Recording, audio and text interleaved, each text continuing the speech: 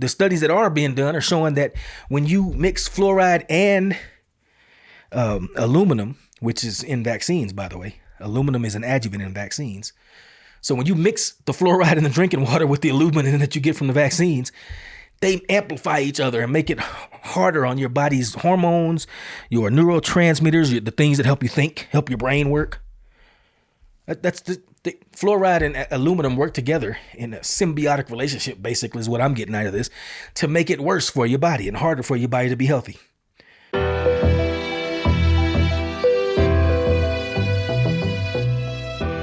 Hey, what's good, y'all? You hear that homemade hip hop playing right there in the background, so you know that means it is time to focus. LBK, welcome to episode 84 of the Focus LBK show. This is Robert Jenkins. I'm your host, and today I'm going to be touching on revisiting an issue that we talked about here several months ago, and that is fluoride. The reason I'm bringing that back up is the news has been updated about fluoride. Now, if you are new to this podcast, or if you haven't heard me talk about it before, I'm one of these people that I hate to say it, but one of these people who follows the science, the actual science, not the religion of scientism, which is follow what scientists say and do as they say and obey. I try to follow the real science, which is empirical observation based on experimentation and replicable studies, repeatable experiments. In other words, I follow that kind of science. And it turns out, if you do follow real science as opposed to scientism, it looks like fluoride is actually not good for you. It's not only not good for your teeth, it's not good for you overall. Now, this episode is called Fluoride, A Slight Return. And I say a slight return because, like I say, I touched on this issue several months ago, and I'll link to that first episode that I touched on it in down here in the show notes. But the reason I want to talk about it again is because it turns out now that Utah, the great state of Utah, is about to be the first state in our union, as far as I know, to ban fluoride. Now, of course, we're in the news. We've got a lot of different medical and scientific controversies, as they say on the continent. They've got a lot of controversy, as we would say here in Texas. There's a lot of controversial stuff about the Make America Healthy Again movement, and this fluoride thing is kind of one of their planks in their platform, along with removing other chemicals like poisonous dye from certain foodstuffs. And to me, it's just common sense. I don't know why this is controversial. Well, actually, I guess I do know why it's controversial. It's controversial because people that follow scientific dogma, not science, but scientism, the religion of science, people who follow the religion of science go in for what you might call consensus science, where everybody, all the big agencies, the FDA, the CDC, and all those people say that fluoride is good for you. However, this has never been shown with any real study. And in fact, I touched on in the previous episode I did on fluoride. There's a couple of books that I read back in the early 2010s, somewhere around 2012, I think it was. One of them is The Fluoride Deception by a dude named, I think his last name Bryce. And the other one is Death by Injection, I think it was, by Eustace Mullen. The point I'm getting at here is that in those books, they both relate how fluoride came to be introduced into our water supply. And according to both of those books, fluoride was basically a scam from the get-go. One of those books, I can't remember which one of it, talks about how the nuclear weapons manufacturing industry after World War II and the aluminum manufacturing industry after World War II both had huge amounts of fluoride, which was a byproduct of producing nuclear weapons and aluminum, I guess, aircraft and stuff like that, and also aluminum foil. So for some reason, when you make those things, you get a lot of fluoride left over, but it's not pure, the natural type of fluoride that's found in the ground naturally in some water supplies. This right here is sodium fluoride and calcium fluoride. It's all kind of dangerous chemical, non-pharmaceutical versions of fluoride. So Utah, the great state of Utah, which I've never been to, by the way, I'd definitely like to check them out. the great state of Utah has said that, hey, you know what? Looking at the new evidence, it's safer for us to take fluoride out of the water. Now, in that previous episode, I touched on how Abilene had recently, I think it was September 2024, the great city of Abilene over here in the great state of Texas. Everything is great this episode. Y'all know what I'm talking about. Abilene voted to take fluoride out of their water. Now, their city manager at the time was making some kind of incongruous statements I found hard to square with what they were doing. He was basically saying, oh, we're just taking it out. It's not because these studies don't prove anything. I don't feel like these studies are good, but we're going to take it out. And I'm like, well, that's a weird statement. You found them convincing enough to take it out, but you're downplaying how convincing they were. So at any rate, as I understand it, Abilene is well on their way to removing fluoride from their water supply if they haven't already done so. Now it turns out Utah is going to be the first state, as I say, to remove fluoride from their water. I also found out that while doing some reading on this subject, that Miami-Dade city in Miami-Dade, two cities in Florida, two big populous cities, are about to take fluoride out of their water. They're about to vote on it anyway. And also, come to find out, our own city of Houston, which aside from the LBK is probably my favorite city in our fair state of Texas. Well, the Houston City Council has quietly not been adding fluoride to their water supply since like 2019. So some investigators apparently found that doing FOIA requests and other things, that Houston didn't make a big fuss about it. They just stopped adding fluoride to the water. They didn't even really say why. And they had gone back and forth voting on it. And some people voted for it and against it. There was some controversy. But in like 2019, they just seemed to have stopped adding it. Now, there is a little bit of natural fluoride apparently in Houston's water supply, but it's like 0 to 0.4%. Now, the CDC, FDA, and the American Dental Association, all these cats say that we're supposed to add fluoride is supposed to be safe in our drinking water at levels of 0.7 parts per million, which is, as I understand it, breaks down to like 3 drops in a big 55-gallon drum of water. So here's the thing they don't tell you, though. Fluoride is actually poison. Again, it's a toxic waste substance that was first started being added to the water after World War II with nuclear weapons and aluminum processing. It was a byproduct.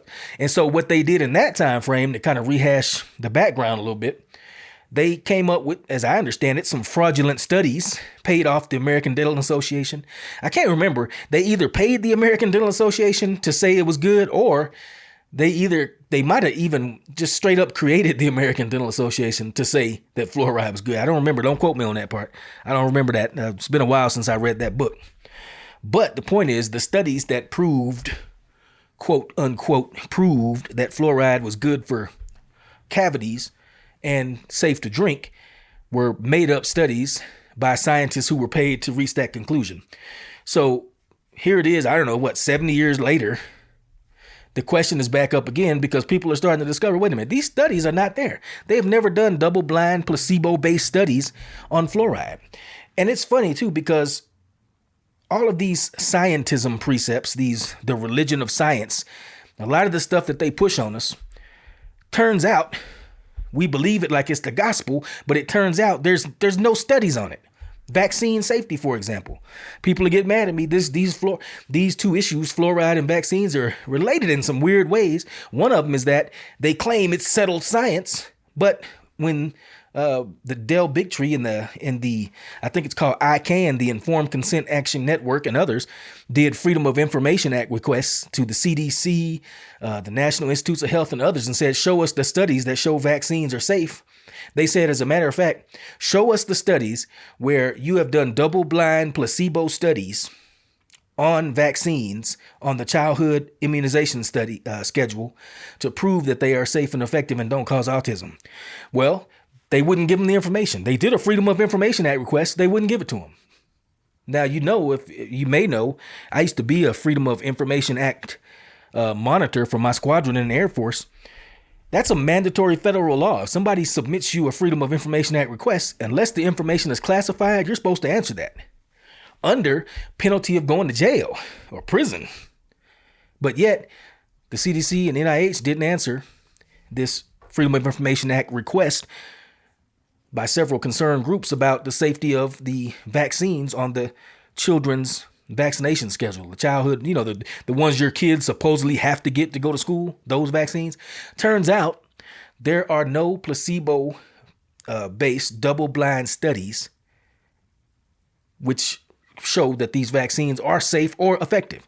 Now, to put that in everyday terms, what that means is when they talk about double-blind placebo-based studies, that means big studies, first of all, with enough people to actually mean something. You can't be studying 10 people, but you got to have big studies with tens of thousands of people over a long enough period of time to actually show whether or not what you're talking about could happen. You can't be doing it over no 2 or 3 days. And you have to have two sections of the study, one group that gets the medication, in this case, the vaccine or the fluoride, and you have to have another group that doesn't get the vaccine or the fluoride. Now, double blind means the people that get the fluoride or the vaccine and the people who don't get it can't know that they didn't get it or did get it. Not only that, the doctors aren't allowed. The people doing the study aren't allowed to know who got what. It has to be third-party people that are unaffiliated with the study. That's why it's called double blind, because the patients don't know who got what and the doctors don't know who got what. So that way you can't mess the study up. You can't fudge it. You can't put your thumb on a scale in any way because you don't know who's getting what. Well, those have never been done for childhood vaccines, nor have they been done for fluoride. Interesting. So I'm talking about really it's the fluoride deception, a slight return. And I just wanted to, when I was doing my research, I found this document and it's called 50 Reasons to Oppose Fluoride. And it's put out by the Fluoride Action Network, which is the group that brought the lawsuit recently, that showed that, guess what? There are no studies saying this is safe. We need to stop this.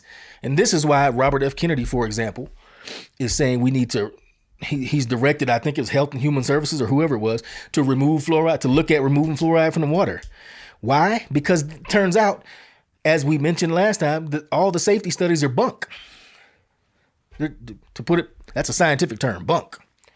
There's another scientific term, no, I ain't gonna say it, but you know what I mean. So anyway, what I wanted to do for this episode is just kind of go over some of the more interesting facts in this document called 50 Reasons to Oppose Fluoride. Now, fluoride, it starts off with the heading, Fluoridation is a bad medical practice. Number one reason, fluoride is the only chemical added to water for the purpose of medical treatment. The U.S. Food and Drug Administration, FDA, classifies fluoride as a drug when used to prevent or mitigate disease. As a matter of basic logic, adding fluoride to water for the sole purpose of preventing tooth decay, which is not something that's caused by water. Tooth decay is not caused by water, but yet you're putting fluoride in water to stop tooth decay. But he says that's a form of medical treatment, and all other water treatment chemicals are only added to improve the water's quality or safety, which fluoride doesn't do. So that's one reason not to add it. Going on, fluoridation is unethical because informed consent is standard practice for all medication. The doctor has a duty to tell you, and you have a right to know, to be informed before you say yes or no to something. Well, we're not allowed to say yes or no to fluoride. It's just there. And because of that, it's unethical. You cannot have informed consent. Individual doctors, individual person cannot make a decision whether or not to take fluoride. It's just in the water. Now, there are ways to do that, by the way. As I mentioned before, my family and I, we take our fluoride out the water. We take our tap water and run it through a special filter that removes everything except for beneficial minerals, certain minerals. Not only just to clean up the taste of the water, I don't like the way tap water tastes, but we specifically do this to remove fluoride because I've known, as I say, since 2012 or so, that fluoride is not what they say. Here's another reason we should take it out of our water. The dose cannot be controlled. Once you put fluoride in the water, now the CDC and them say that 0.7 parts per million is okay. But guess what? Some people drink more water than others. Some people have less body weight or more body weight than others. So they're taking in a certain amount of fluoride can be more or less dangerous to them. But there's no way to regulate that. First of all, you don't even have informed consent. So how can you make a decision about it and regulate the fluoride intake when you're not even informed that it may not be good for you?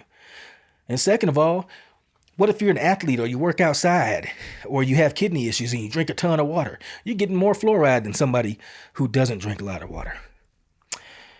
Health, another thing that's interesting, they say here fluoride goes to everybody, no matter their age, health, or vulnerability.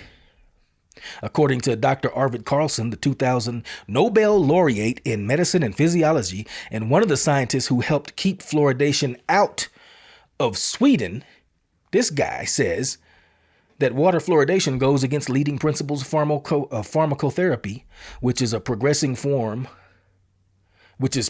from a stereotyped medication of the type 1 tablet 3 times a day to a much more individualized therapy as regards both dosage and selection of drugs. The addition of drugs to the drinking water means exactly the opposite of individualized therapy.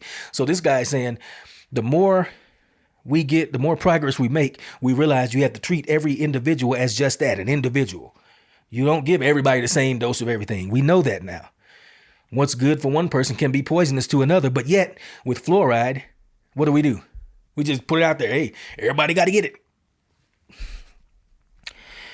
Check it out. Going on right here. Fluoride is not an essential nutrient. No disease, not even tooth decay, is caused by fluoride deficiency. Not a single biological process has been shown to require fluoride. On the contrary, there is extensive evidence that fluoride can interfere with many important biological processes. Fluoride interferes with numerous enzymes. Study is Waldbot in 1978.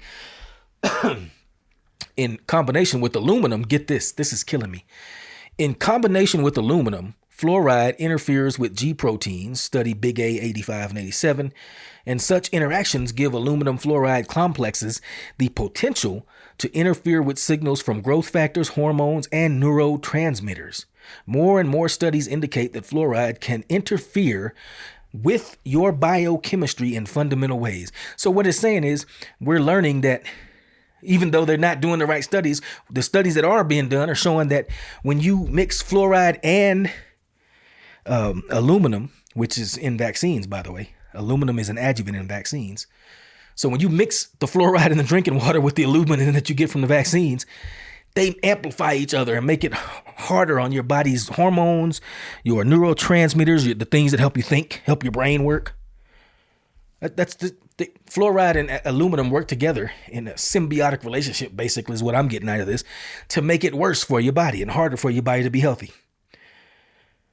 Also, the level in mother's milk is very low. So considering reason number 6, it's not surprising that the level of fluoride in mother's milk is remarkably low. This means that a bottle-fed baby consuming fluoridated water, which is 0.6 to 1.2 parts per million, can get up to 300 times more fluoride than a breastfed baby. But there are no benefits and only risks to getting more fluoride for infants ingesting this heightened level of fluoride at such an early age where susceptibility to environmental toxins is particularly high. So what they're saying is fluoride doesn't really pass through the mother into the child.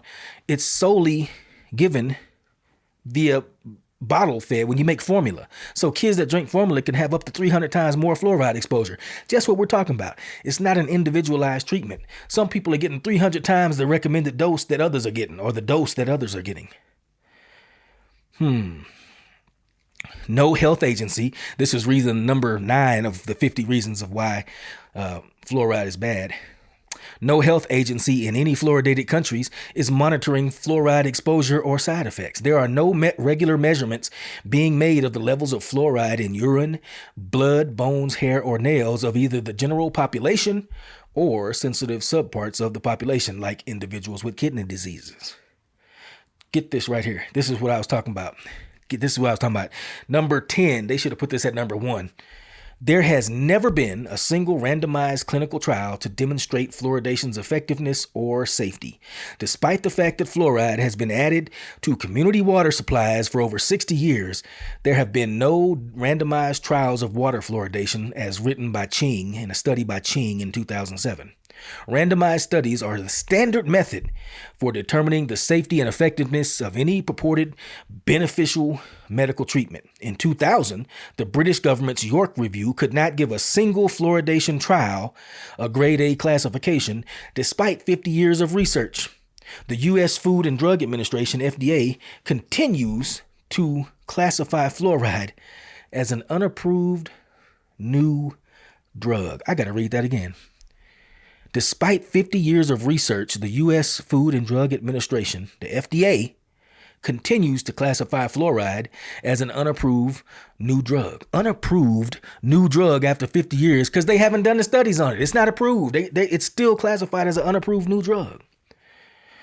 Oh, my God. Number 11, swallowing fluoride provides no or very little benefit. Benefit of fluoride, if there is any benefit to fluoride, it's topical. That means putting it on the surface of your teeth, letting it sit there and then washing it off. That's what you do with toothpaste. Fluoride toothpaste, you brush your teeth with it and you spit it out and rinse it out. By the way, look on the back of your toothpaste, and if it has fluoride in there, it'll say in very small print on the back somewhere, if you ingest more than a pea-sized amount of fluoride, call poison control. Because remember I said it's a toxic waste? Fluoride is poison. It used to be used in rat poison. That's amazing. The stuff they used to use in rat poison is in your toothpaste, and it says on the back, don't swallow it. If you swallow more than a pea-sized amount, call poison control. But yet they put it in the water where you can drink as much water as you want, and you don't realize that fluoride is not supposed to be consumed above a certain amount. Anyway, I'm getting back to number 11. Benefit is topical, not systemic. The Centers for Disease Control and Prevention, CDC, 1999 and 2001, has now acknowledged that the mechanisms of fluoride's benefits are mainly topical and not systemic. There's no need whatsoever, therefore, to swallow fluoride to protect teeth. Since the purported benefit of fluoride is topical and the risks are systemic, it makes more sense to deliver the fluoride directly to the tooth in the form of toothpaste. There's some other stuff. Oh, yeah. Number 12 is extremely interesting. Most Western industrialized countries have found that fluoridation is not necessary. They have rejected water fluoridation. Most Western industrialized countries have rejected water fluoridation, but have nevertheless experienced the same decline in childhood dental decay as fluoridated countries. This is from the World Health Organization, presented graphically in this chart right here. So this is just like vaccines too, by the way.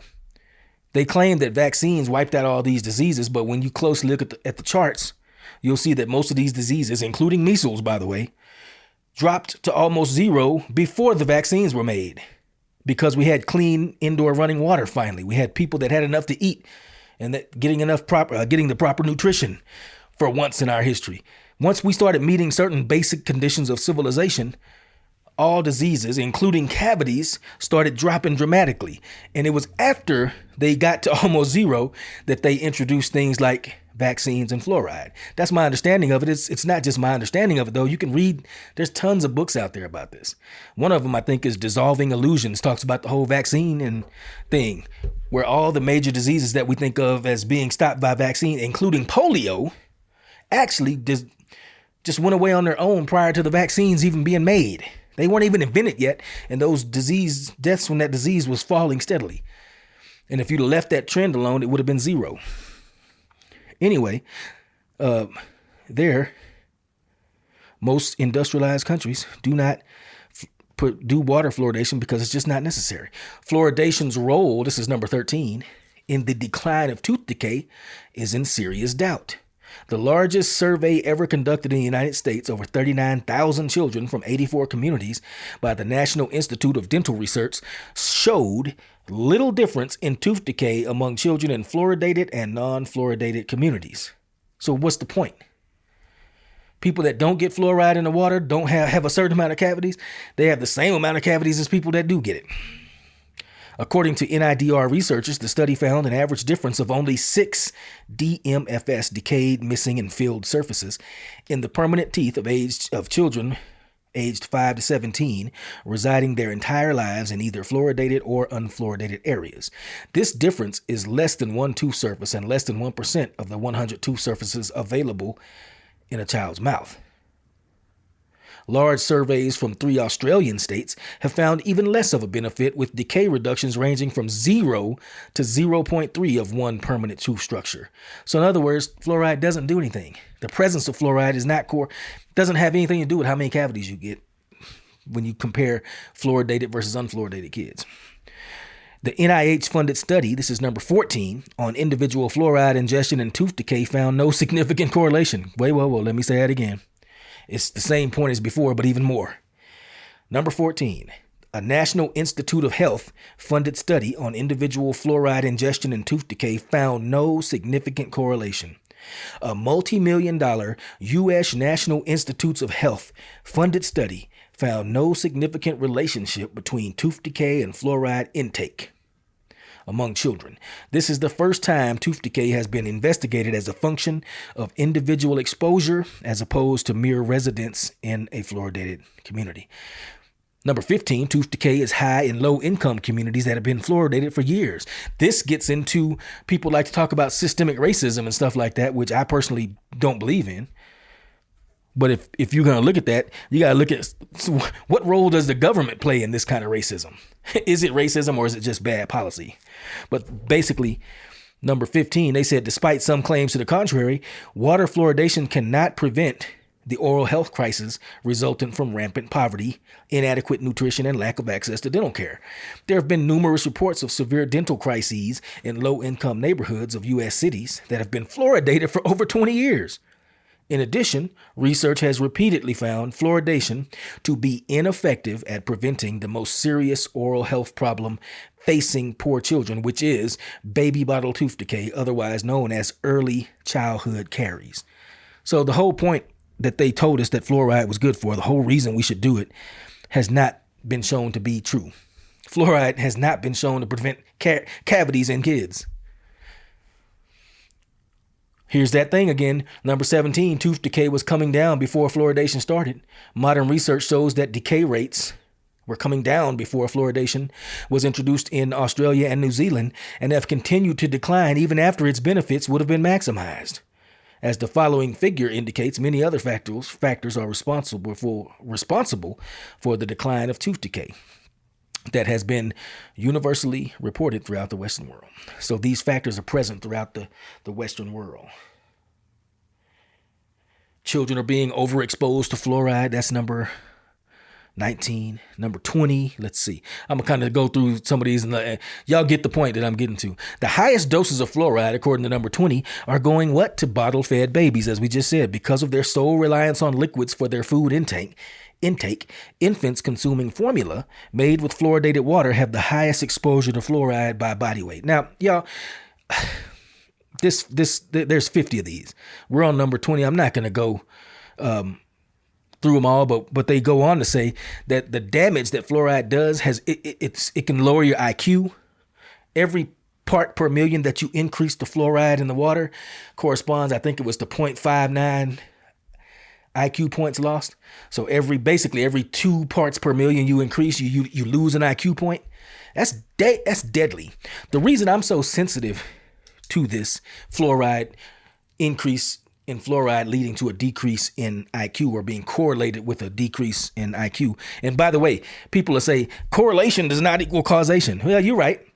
Correlation doesn't necessarily equal causation, but correlation does equal a good reason to do a good investigation to see if there's causation. But the reason I'm so opposed to this, I read something decades ago now, and it was by this technocrat, one of these scientific rulers of societies, philosopher king type dudes that think they're smarter than the rest of us and deserve to rule over us. Bertrand Russell, in one of his books, he said that basically through diet, injection, and injunction, that is, what we eat, what they stick into us via injection, and the laws and rules they make concerning our society, they will render us unable to revolt against our so-called higher-ups or our so-called leadership. And what he meant was there will be no outthinking the leadership. We'll be a different class of people. We're going to be dumber, shorter, weaker, less able to think critically. We're going to be a lower class of citizen than our rulers because of diet, injection, and injunction.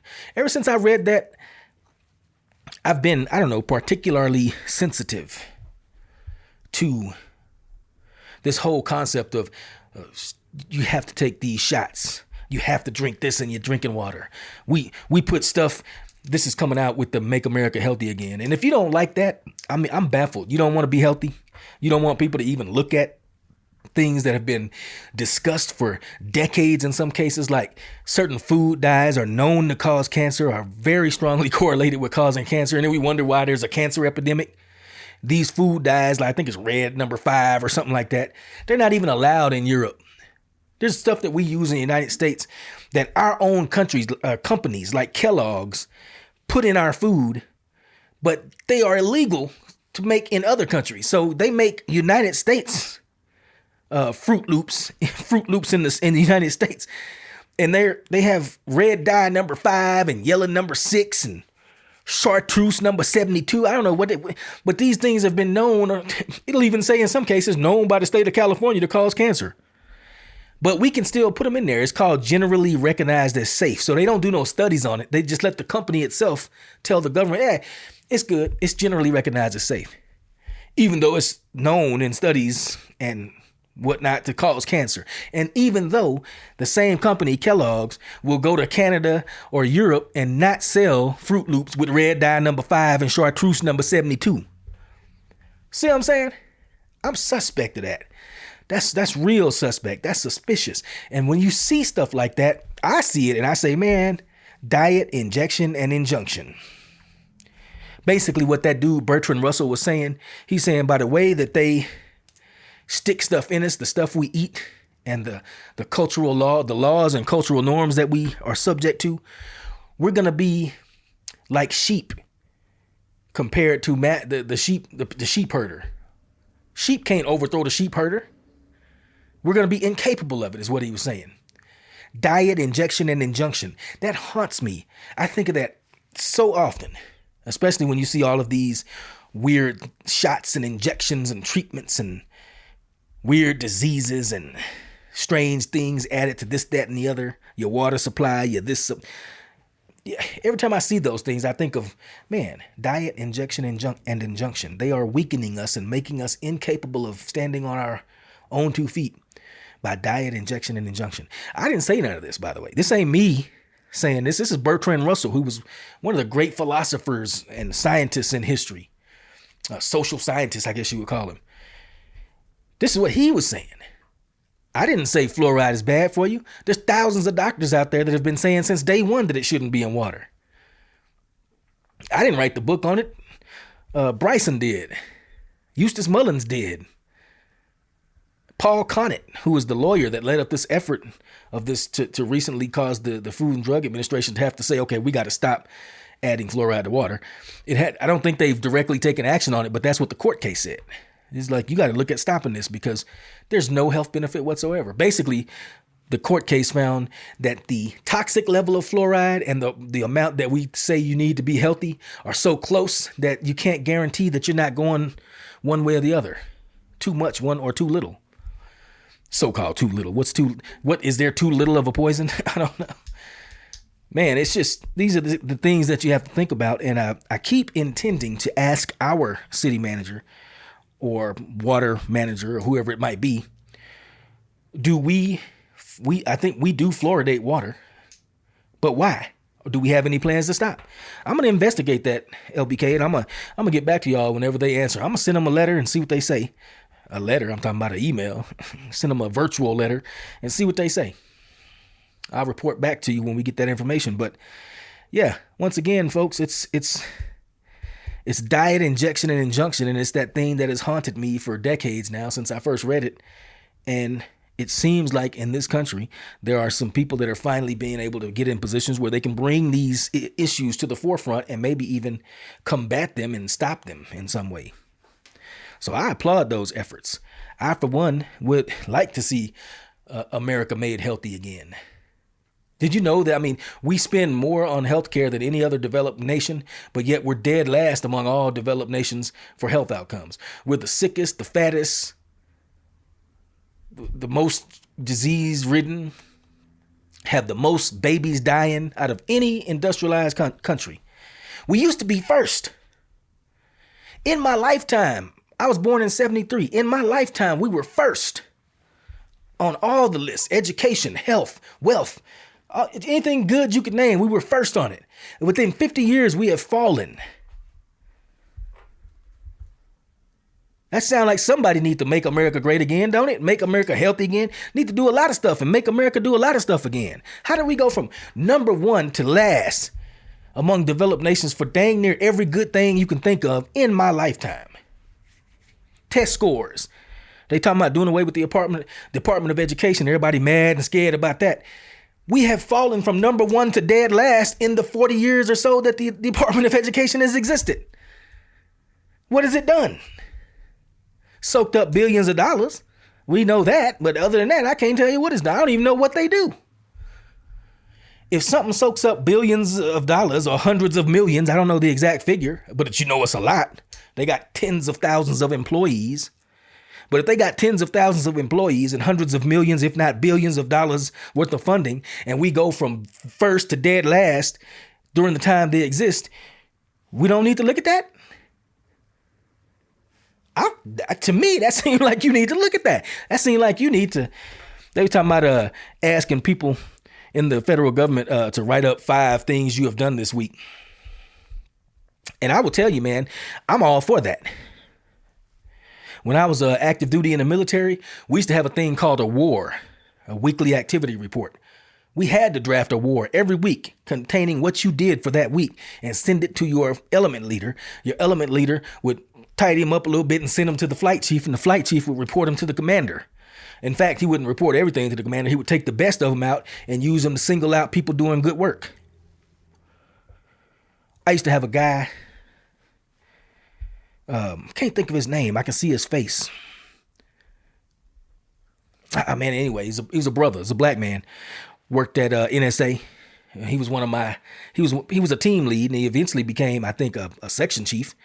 But when he was my team lead down at San Antonio, his man, I can't think of his name. He was in the military at that time. He was a tech sergeant, but he eventually got out and became a civilian element or section leader. Anyway, his war reports, he wanted so much detail in them that you already knew on Friday at about, say you get off at 5 on Friday, at about 3, you got to stop actually doing work so you could draft up your war report, because it's going to take about 2 hours.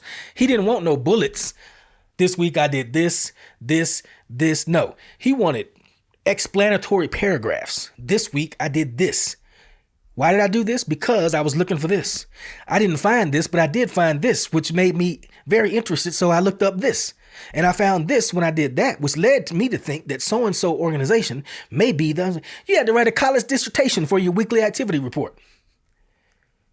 I did. And you know what? I did exactly that every week. Why? Because he was my team lead. In other words, my boss told me to do it. So people in the federal government that didn't want to say what they did all week, wow, they can get real or get lost. As far as I'm concerned, when your boss tell you what you did this week, we just did this at my current job. What have you done this past year? Actually, is what it was, and I was able to list off with no problem. Had to look at a calendar and some things that we had done to jog my memory, but right, no problem. Boom, boom, boom, boom, boom, boom, boom. I was jamming too, by the way. I've been jamming this year. So I'm sorry, you don't get to say we don't want to tell you what we did this week. You better get to clickety clacking and get to punching send on that email. You know what I'm saying? But anyway, y'all, I'm just talking now. But the point I'm making is, what is it that Mark Twain said? It's not the things that we believe are wrong that's the problem, but it's the things that we believe that just ain't. So I mangled that. Anyway, we think that fluoride, the point I'm making is we think that fluoride is safe. We've been told all the studies have been done. All the science has been done. The science is settled. Well, first of all, science is never settled, because you could get new information any day that turns something completely on its head. And we've seen that numerous times in history. We've also seen numerous times in history that when people do that kind of important work that turns settled science on its head, those people are universally treated like heretics and outcasts. They've been thrown in insane asylums. They've been killed. They've been tortured to death. That's the stuff we do to people that are right about science. Science is not supposed to be a consensus sport, though. Science is not politics. Politics is consensus. Can we get 50% of the people to vote for so-and-so? That's not science. Real science is like, hey, man, there's things going on. Man, I got somebody ringing my doorbell. Hold on. Boy, I tell you what, it never fails lately. This place goes from not getting very much traffic at all to all of a sudden getting some traffic. But that's because we're taking in art, pieces of art for art shows and stuff like that. So I was on quite a roll there, and now suddenly I done broke my flow, slowed my roll, you know what I'm saying? Done had me pumping the brakes. I don't remember exactly where I left off. So I think that must mean this is a good point to wrap it up. Just saying that I'm always skeptical and wary of that whole diet injection and injunction thing. And to be honest, I haven't read that full book, so I don't know if he was cautioning us or was he just warning us, letting us know what they are going to do. Because sometimes I feel like certain people are whistleblowers. They tell you what's going on so you can take evasive action. And sometimes I feel like the people that are doing it tell you because they think you can't stop it anyway. So I'm going to tell you anyway. You still going to go for it. You still going to like it. You're going to take it and like it. I can't tell. I don't know this guy, Bertrand Russell, when he said we're going to render them impotent using diet and injection and injunction. I don't know. Was he warning us or was he throwing it in our face? The point is, doesn't really matter because it seems to be true. They do seem to be using diet and injection and injunction. Why is that so hard to say? Diet, injection, and injunction. They do indeed seem to be using those three things to create a second-class tier of citizens who are dumber, weaker, less mentally agile, less upwardly mobile, less vigorous, less manly, less womanly. Just less. They seem to be using diet, injection, and injunction to make us less than we should be. And with those things in mind, LBK, I just say, man, hey, take that information, take my thoughts on that, and do what you will. I'm going to take this study and put some other links down in the show notes here so you can click on this fluoride stuff. I don't want y'all to believe me. I ain't nobody. You know what I'm saying? I'm just a dude that reads a lot. Basically. I ain't no doctor, I ain't no scientist, you know what I'm saying? But I do critically think, and that's problematic for some people. Anyway, take this information and do with it what you will, but nonetheless, it's down there in the show notes. I hope y'all enjoyed today's show. I enjoyed it. Sometimes just want to get things off your chest. If you have thoughts on the subject matter that we talked about today, this whole fluoridation thing, the whole touched on the vaccine thing, hit us up in the comments, let us know. Love to get into some debate here, man, some discussion. Thinking about changing up the format of the show a little bit. We'll see how that works. No guarantees yet. I'm just mulling it over. But nonetheless, thank y'all for tuning in this week, episode 84 of the Focus LBK show, and I'm signing off.